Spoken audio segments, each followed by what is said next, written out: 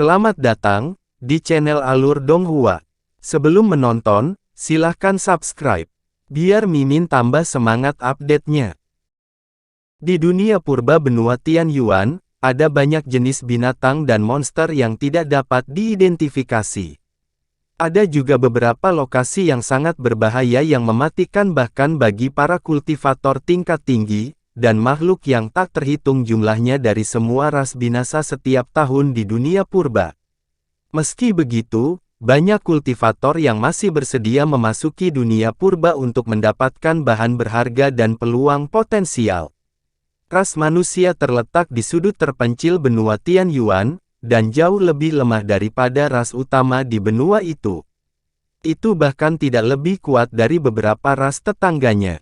Syukurlah, mereka dapat bersekutu dengan ras iblis, yang kekuatannya kira-kira sebanding. Selain itu, 3 wilayah dan 7 wilayah semuanya telah disegel oleh pembatasan super yang dibuat oleh tokoh-tokoh perkasa dari 2 ras. Selain kota Deep Heaven, tidak ada pintu masuk lain yang mengarah ke tanah 2 ras, dan inilah yang memungkinkan kedua ras itu ada di alam roh hingga hari ini. Tentu saja, kota Deep Heaven dianggap sebagai tempat yang sangat penting oleh kedua ras tersebut. Tidak hanya ada sejumlah besar makhluk kuat dari kedua ras yang terus-menerus ditempatkan di sana, kota itu sendiri memiliki panel tetua yang bertanggung jawab untuk mempertahankan kota. Hanya ada 10 anggota di panel tetua, tetapi semuanya harus berada di tahap integrasi tubuh awal atau lebih tinggi. Jika salah satu dari mereka binasa, makhluk tahap integrasi tubuh lainnya akan segera dipilih dari 2 ras untuk menggantikan posisi sesepuh yang tewas. Melalui pengaturan inilah kota Deep Heaven selalu menjadi benteng yang tak tertembus. Pada saat yang sama, kota Deep Heaven adalah satu-satunya jalan keluar yang tersedia bagi para kultivator ras manusia dan iblis jika ingin mengakses dunia purba. Sebagian besar kultivator tidak berani menjelajah terlalu jauh ke alam purba dan hanya menjelajahi daerah yang berjarak 1 bulan perjalanan dari kota Deep Heaven.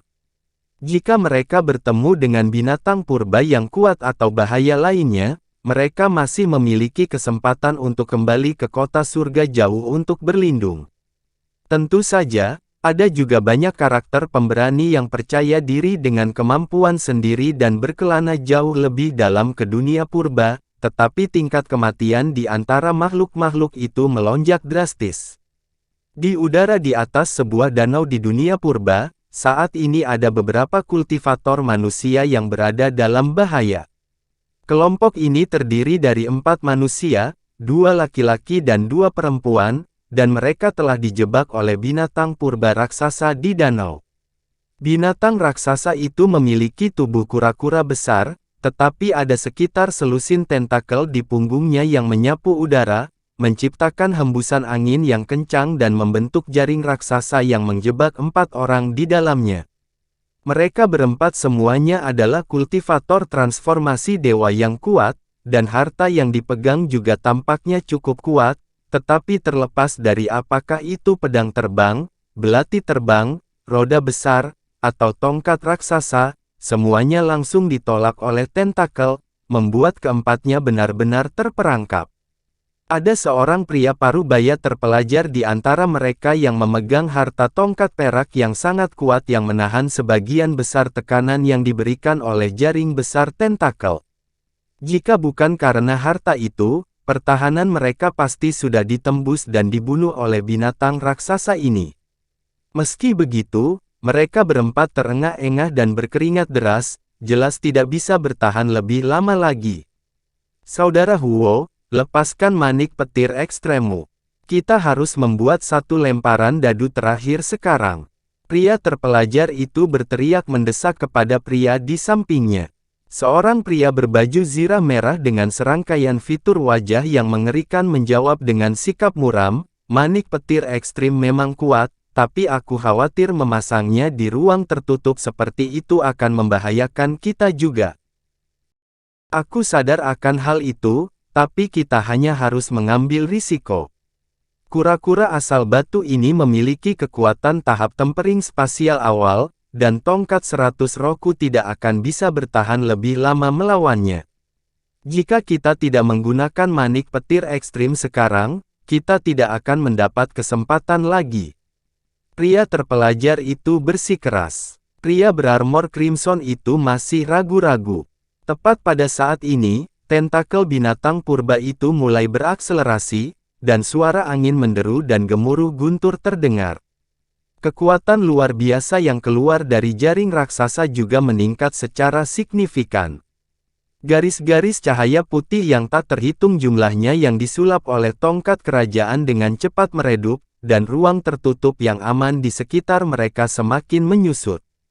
Pergantian peristiwa ini membuat pria berbaju zirah merah itu mengambil keputusan, dan dia menggertakkan giginya sebelum membalikkan tangannya untuk menghasilkan manik seukuran telur. Manik itu berkilauan dengan cahaya biru dan memiliki pola biru di seluruh permukaannya. Kedua kultivator wanita cukup terkejut melihat manik biru, dan salah satu dari mereka buru-buru mengubah sesuatu sebelum melambaikan kedua lengan bajunya ke udara, memanggil selusin lebih jimat bermutu tinggi yang membentuk lapisan penghalang cahaya di sekitar mereka.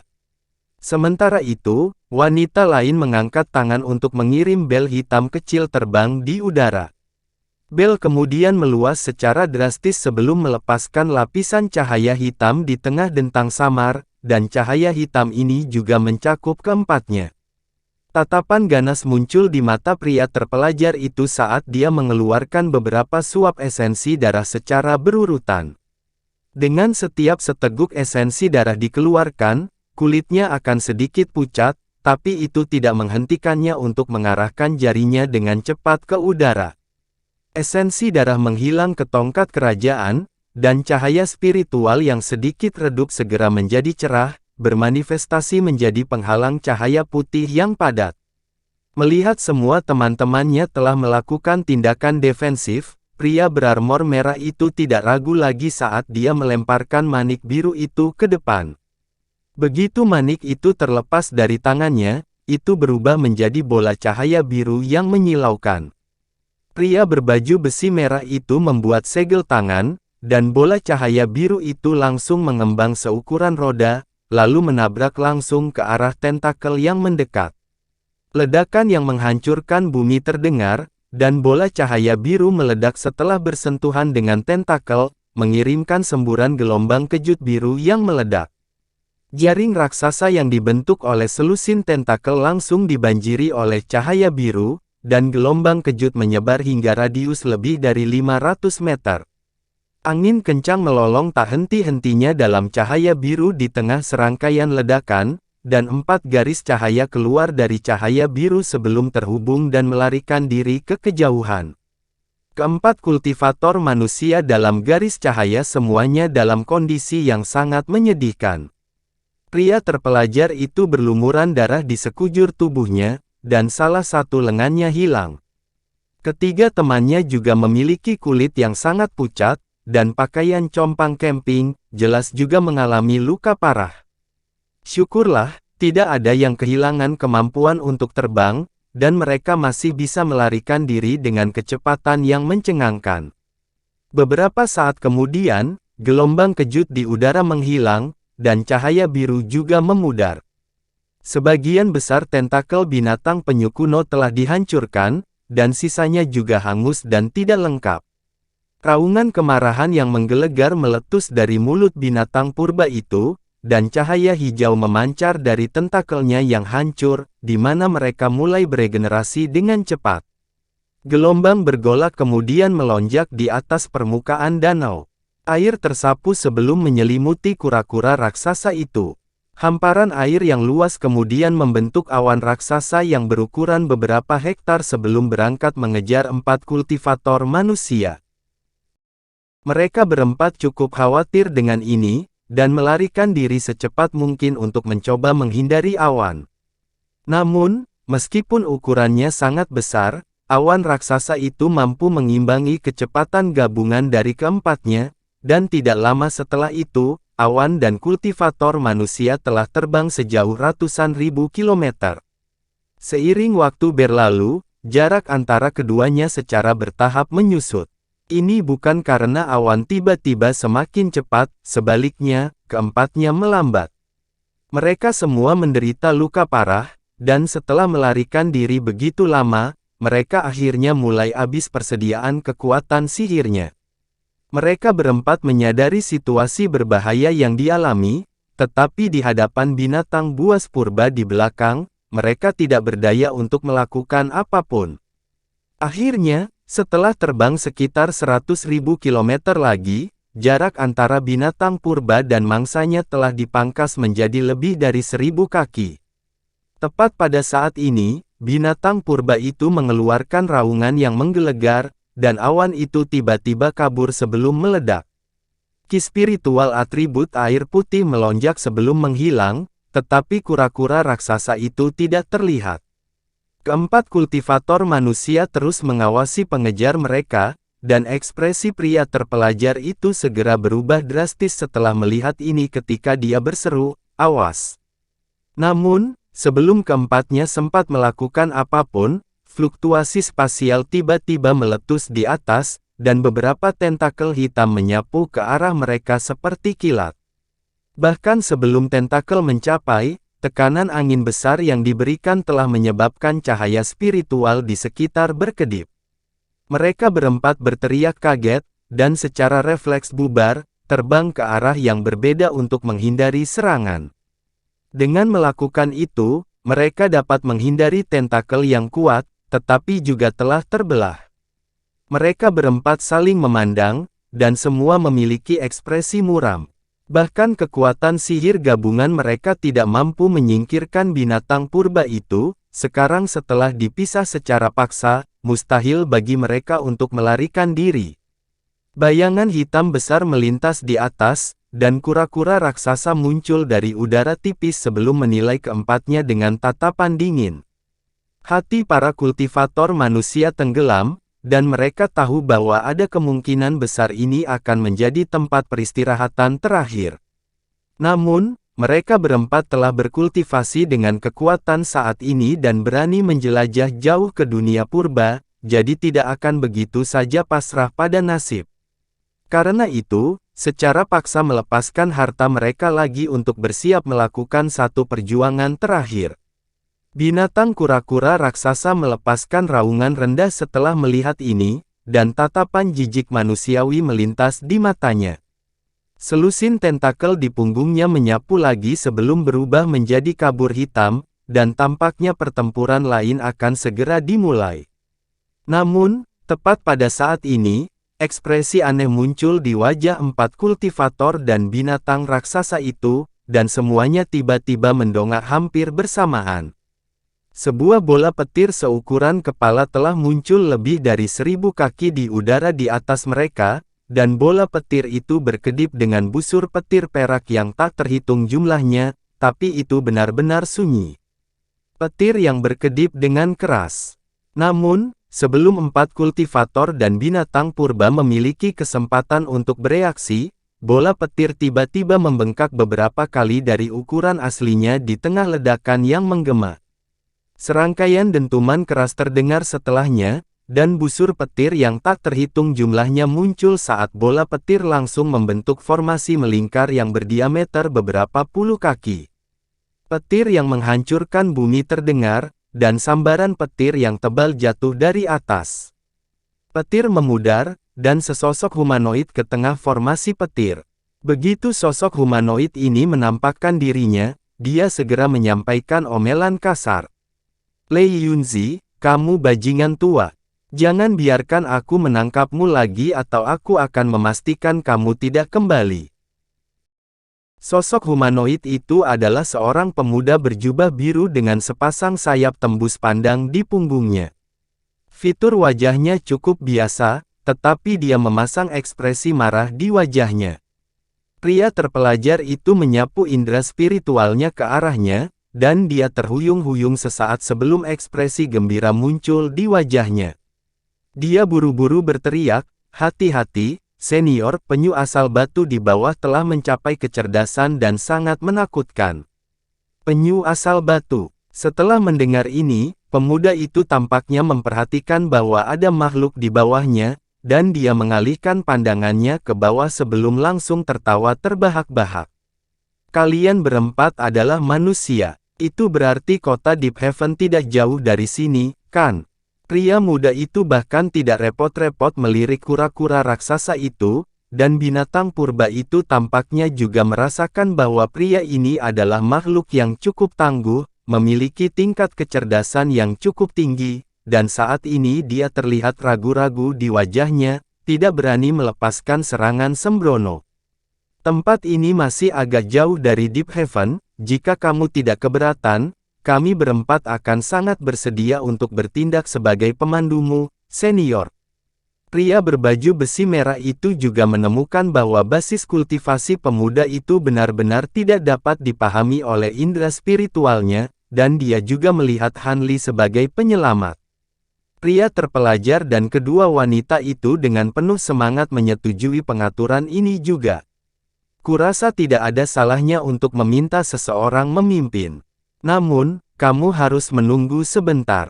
Kura-kura asal batu ini tampaknya sangat kuat, biarkan aku mengamankan inti dalamnya sebelum kita berangkat. Pria muda itu menoleh ke binatang purba di bawah dengan senyum tipis di wajahnya.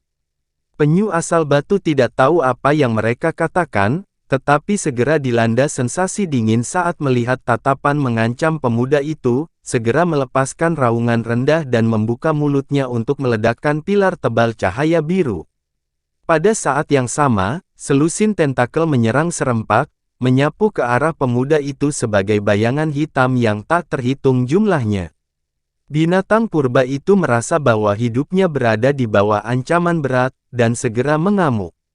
Keempat kultivator manusia cukup terkejut dengan ledakan keras kura-kura raksasa itu, dan mereka buru-buru mengaktifkan harta untuk membentuk penghalang cahaya pelindung sebelum dengan cepat mundur. Namun, pemuda itu hanya tersenyum melihat kura-kura raksasa yang mengamuk itu. Dia mengangkat lengan baju, dan penghalang cahaya abu-abu langsung muncul di depannya. Pilar cahaya biru menghantam penghalang cahaya, dan langsung menghilang. Serangan dahsyat itu gagal seperti lilin tertiup angin. Pria muda itu juga tetap tidak bingung saat melihat jaring tentakel raksasa yang jatuh ke arahnya. Tiba-tiba, dia mengepakkan sayapnya, dan guntur yang keras terdengar saat busur biru dan petir putih yang tak terhitung jumlahnya muncul di atas sayapnya sebelum meledak ke udara dalam hiruk-pikuk. Pada saat yang sama, dia mengulurkan tangan hitam pekat dari lengan bajunya sebelum membuat gerakan meraih ke arah jaring raksasa. Pada saat dia melakukan gerakan meraih, semua busur petir biru dan putih menyatu ke satu titik, langsung membentuk tangan biru dan putih besar yang berukuran sekitar 10 kaki. Tangan itu sepenuhnya terdiri dari sambaran petir yang tebal, dan semua tentakel yang bersentuhan dengannya tercabik-cabik. Detik berikutnya, sambaran petir besar muncul di atas kura-kura raksasa sebelum berubah menjadi telapak tangan besar. Tangan raksasa itu menukik ke bawah dengan kecepatan yang mengkhawatirkan, dan kura-kura raksasa itu bahkan tidak memiliki kesempatan untuk bereaksi sebelum cahaya spiritual biru pelindung di sekitarnya dihilangkan, dan tangan itu mengunci dirinya dengan erat di sekitar tubuh binatang purba itu. Petir bergemuruh meletus, dan busur biru dan petir putih yang tak terhitung jumlahnya muncul. Busur petir jelas dijiwai dengan kekuatan yang sangat menghancurkan saat tubuh penyu asal batu menjadi abu hanya setelah beberapa kilatan, dan bahkan tidak mendapat kesempatan untuk berteriak sebelum kematiannya. Setelah petir di udara menghilang, hanya inti iblis seukuran telur yang tersisa, melayang di udara. Pria muda itu membuat gerakan meraih, dan inti iblis itu segera ditarik ke dalam genggamannya. Dia dengan santai memeriksa inti iblis beberapa kali sebelum menyimpannya di tengah kilatan cahaya spiritual, lalu berbalik menghadap 4 kultivator manusia. Baiklah, kita bisa berangkat sekarang. 4 kultivator manusia telah terpaku di tempat. Mereka telah mengalami kekuatan penyu asal batu panggung tempering spasial, dan itu hampir membawa kematian bagi mereka. Namun, pemuda ini telah membunuh binatang raksasa itu seolah-olah itu tidak lebih dari seekor semut. Ini sungguh luar biasa. Mungkinkah basis kultivasinya jauh lebih unggul dari yang mereka bayangkan? Pria terpelajar itu menarik napas dalam-dalam sebelum buru-buru mengulurkan busur hormat yang dalam. Bolehkah saya mendapat kehormatan untuk mengetahui nama Anda, senior? Mungkinkah Anda seorang kultivator tahap integrasi tubuh? Tahap integrasi tubuh. Saya belum sampai. Adapun nama saya, nama keluarga saya adalah Han, jawab pemuda itu dengan tenang. Lebih dari 100 tahun telah berlalu sejak dia berteleportasi kembali ke benua Tianyuan. Kembali ketika dia diteleportasi dari benua Guntur, dia berada di bagian yang sangat terpencil dari benua Tianyuan. Selain beberapa makhluk awan surgawi yang menjaga. Setelah dia menunjukkan slip giok identifikasinya kepada makhluk-makhluk awan surgawi itu, dia dapat pergi tanpa hambatan. Dengan kekuatannya saat ini, bahkan makhluk tahap integrasi tubuh tidak terlalu tangguh baginya, tetapi benua Tianyuan terlalu besar.